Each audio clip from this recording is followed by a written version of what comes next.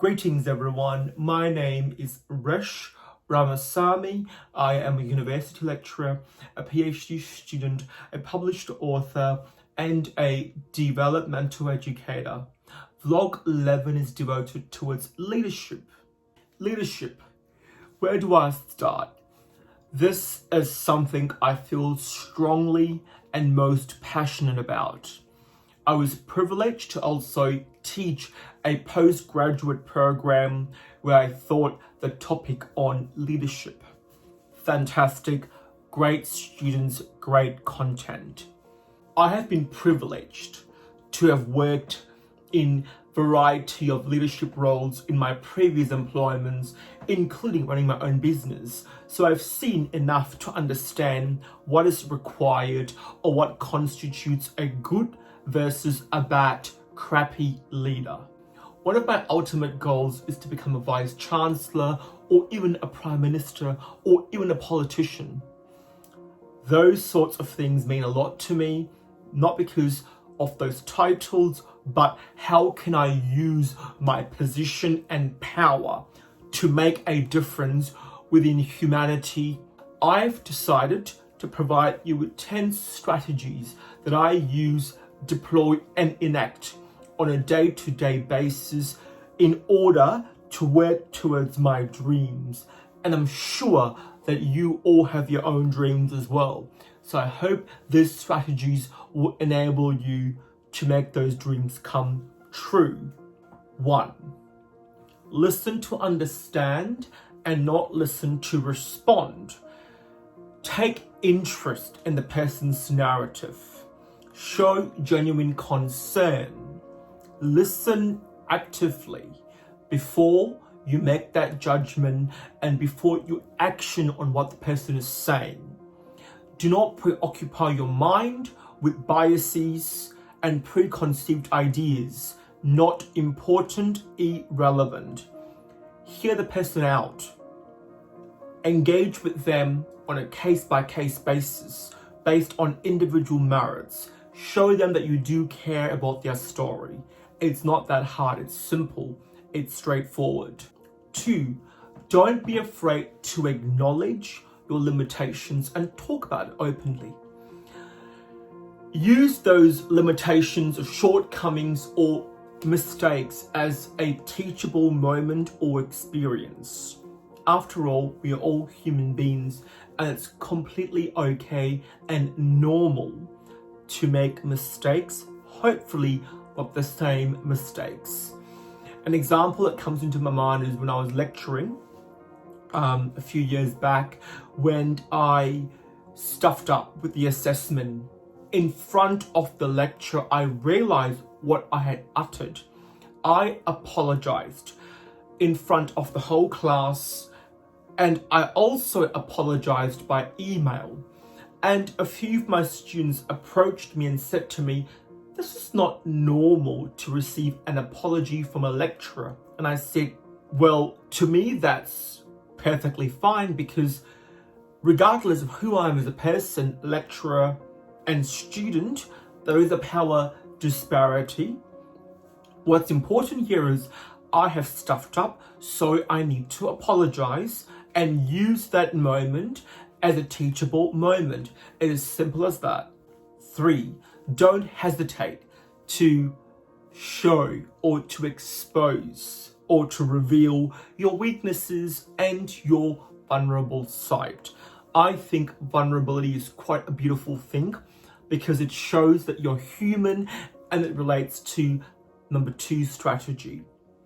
Humanize and personalize your approach. In my classes, I tend to always provide my lived experiences when discussing content. And some of those lived experiences are quite confronting for people because they are rich depictions of my life surrounding inequalities. And for most people, to talk about those stories can be quite confronting and embarrassing. But I don't care. I don't think that way. I think by sharing my story, I'm using it as an educational tool to transform people's lives transform knowledge.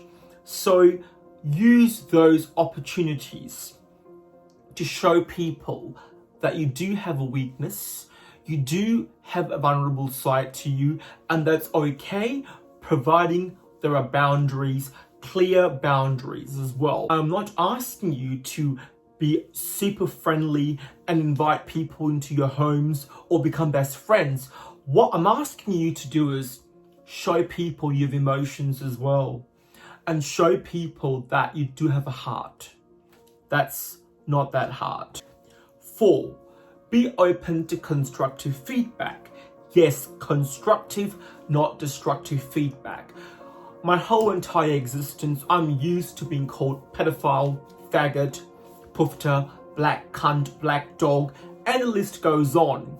So I've learned in my short life how to compartmentalize and segregate the crappy feedback, which I call destructive feedback, based on those people's insecurities and jealousy, from the constructive feedback that will help me and enable me to really refine my life skills, that will help me professionally and personally as well.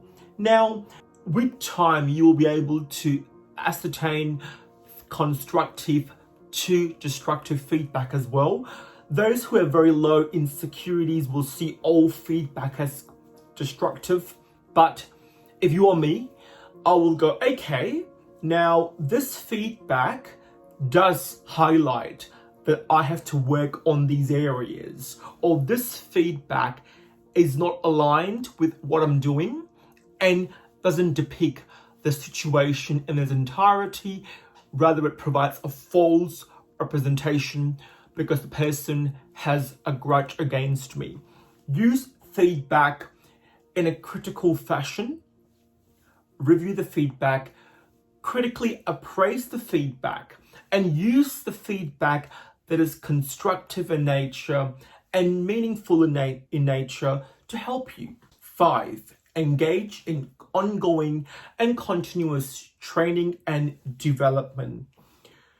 Update your knowledge and skill sets. I detest people who have finished a degree or degrees and purport themselves to be experts. I'm going, an expert? How the hell can you be an expert? Despite working in a sector for so many years, there's always new knowledge out there that you might not know. So what's important here is to always be abreast, to keep yourself updated with ongoing training, to update your knowledge, to update your skill sets, but to also engage in the open-ended discussions to see if you might be lacking in something. It's completely fine as well. For me personally, I always need to engage in ongoing development and training, and this could be engaging on LinkedIn, e-learning platforms, on Udemy, or just reading a new book about a new theory. It doesn't matter how you do it, as long as it all adds on to your existing knowledge and adds on to your existing skills and provides you with new ways of thinking and doing.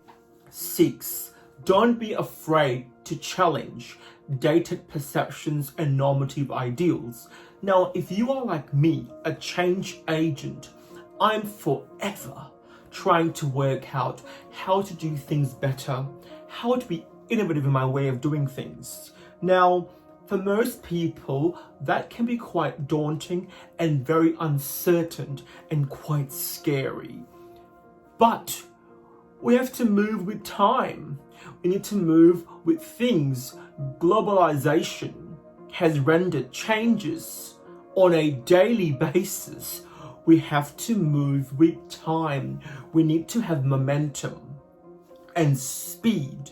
So if you feel that something is not right, speak up. Talk about it with diplomacy and respect, and always have a rationale behind what you're saying. Don't just challenge people for no reason because you have a crappy and sad life. Challenge people because you want to make that change, and you want it to be beneficial for everyone else. 7, let your supporters find you and not you find them through coercion and persuasion. I've seen so much of this type of behaviors within higher education when lecturers have been seen grooming students or even forcing them to file false formal complaints against other lecturers or to support them by saying nice things. Simply despicable. But it happens, and that is how it is. So don't force and pressure people to be supporting you. Show them through your behaviors and actions, and they will support you without you having the need to find them and to coerce and to pressure them. Let them find you by what they see through your actions and behaviors. 8, your behavior and deportment should always feature or should be underpinned, informed and guided by ethical conduct. Recently, I was investigated by the NDIS Commissioner. Just to add to the list of investigations, because I'm different, so I'm a target. But you know what?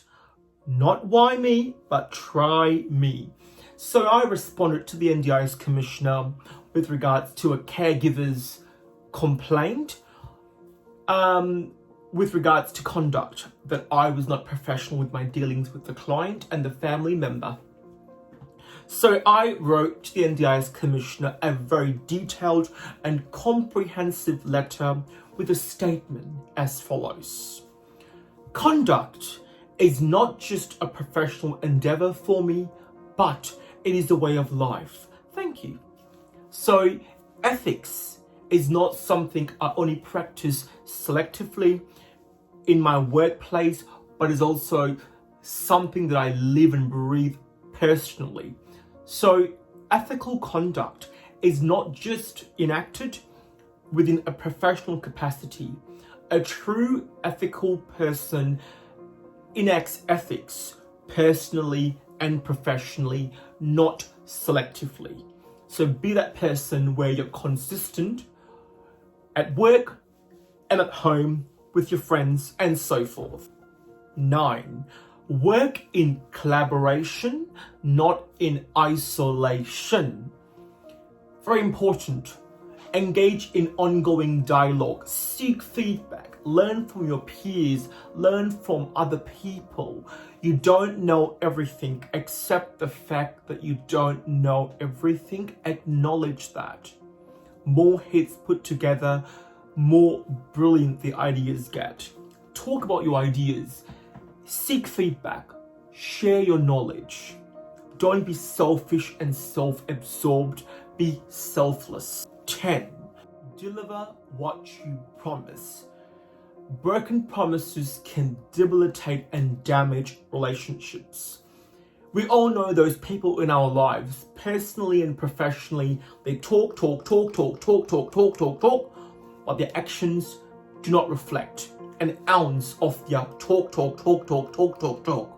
If you're one of them, I encourage you to reflect a bit more deeply and to modify your behaviors, because when actions and words don't align, people lose trust, respect in you, and the doubts start to manifest.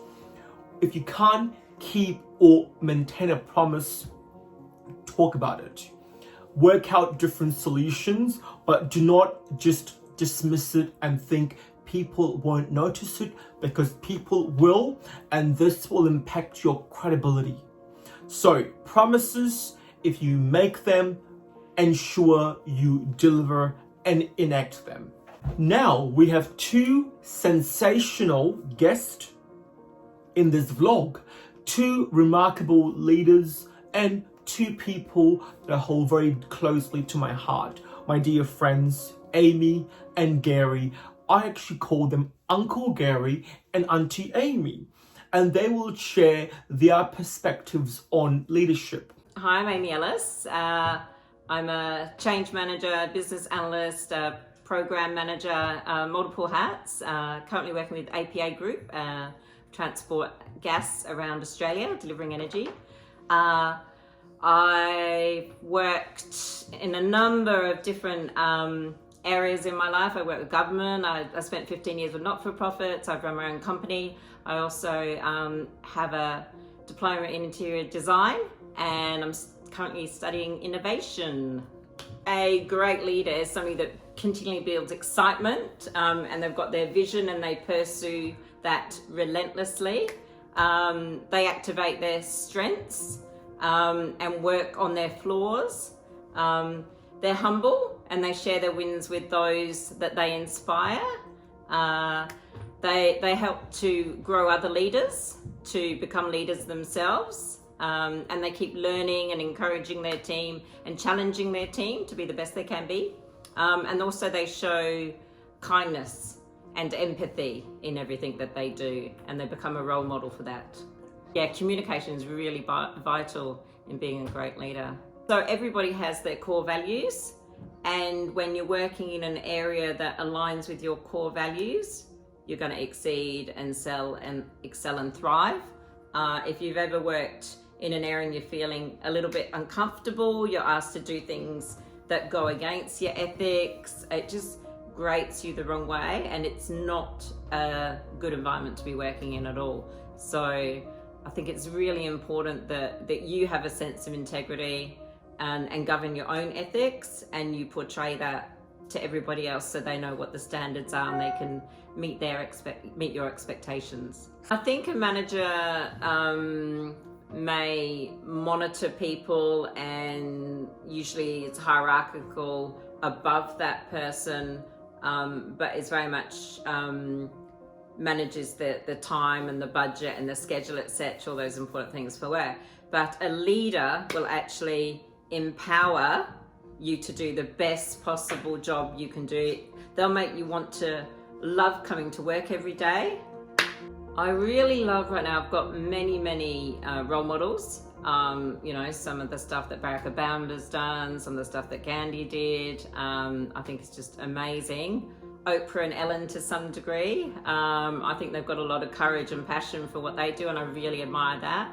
But one right now with the current COVID-19 is Jacinda Ardern, so the New Zealand PM. I just think she's very humble. She's empathetic. She's an amazing communicator. She activates people to motivate them to, for example, stay safe at home.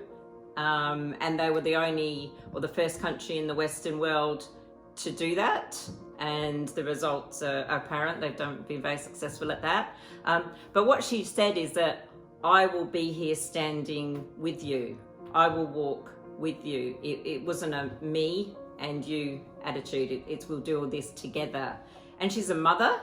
And yeah, I just think she's incredible, and she's young and female, and yeah. Hi, my name's Gary Antonio. I'm 54 years old. I'm from Greek Maltese background, living in South Australia now. I've been in the car industry for 25 years. I've been lucky enough to work with brands like Mercedes-Benz, Porsche, Citroën, Ferrari, Maserati, Jaguar, Audi, Volkswagen, maybe not so lucky with those last ones, but still I'm involved with those ones as well, and back with Mercedes now. So yeah, I've been fortunate enough to work with some great prestige cars. I was fortunate enough to be a leader at a wine rack company called Bordex Wine Racks, exported wine racks all over the world. And I think it's quite a privilege to be given any leadership role. And you certainly got to measure what you say and maybe reassess how you've gone about your ways, I think. But yeah, really enjoyable. And I think if you can let go of your personal ego and let the collective, you don't have to know everything as a leader.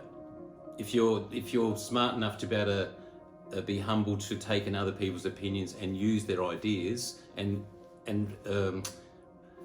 celebrate their ideas and not hide them, that someone came up with that idea, I think that works really well. Everyone feels more empowered, and it creates a really great culture that you do want to go to work and enjoy the environment there. I could show you how I tried that with what I just said, because I'm not, as you know me, Resh, I'm not quite a mild-mannered guy. So I guess, so if someone did the right thing, there was rewards. Like if we had, it was a factory environment. So look, if the guys came to work on time and didn't have a sickie for the month, they got paid an extra $50 a month. So it was all reward incentives. And we had employees of the month. Like there was one guy who was just, who'd make this cut timber, all day long for 8 hours.